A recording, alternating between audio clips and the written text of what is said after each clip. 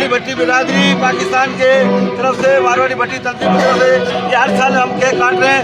इसी तरह इस साल भी सरदार जमील अहमद भट्टी साहब और मारवाड़ी भट्टी बिरादरी के नौजवान केक काट रहे हैं 14 अगस्त पे कोर कमेटी कुर्री के इस सब हलाली परचम के नीचे हमारे ऊपर दोनों झंडे लहरा रहे हैं। वो भी अगर दिखा सके वो दिखाएं। चलो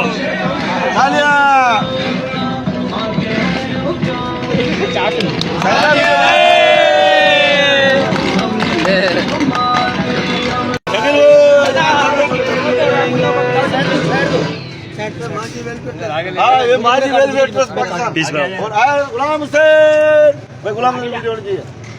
आबिद आपने बता के आनी चाहिए था सर। फोटो वगैरह बना इसके साथ यार। जी जी समझ है।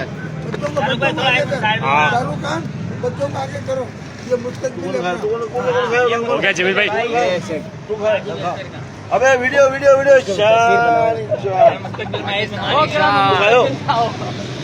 वीडियो बनाओ यार। चलो भाई, चलो भाई पीछे भी खिलाओ, पीछे वाले भी बंदे भी हैं। बिस्मिल्लाहिर्रहमानिर्रहीम।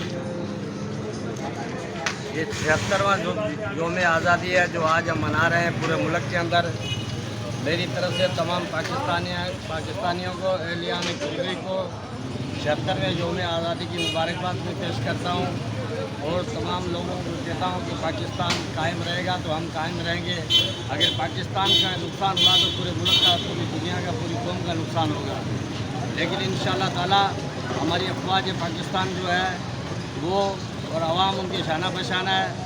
इंशाअल्लाह ताला वो दिन दूर नहीं है कि कश्मीर भी आज़ाद होकर रहेगा।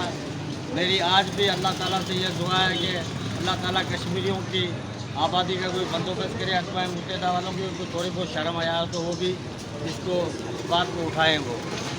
लेकिन क्या है कि ये 76 साल से ये पेंडिंग में डाला हुआ है, हम लोग इसमें फंसे हुए हैं। कश्मीर आज़ाद नहीं होगा तो पाकिस्तान मुकम्मल नहीं होगा। ये पाकिस्तान, ये पाकिस्तान जिंदाबाद।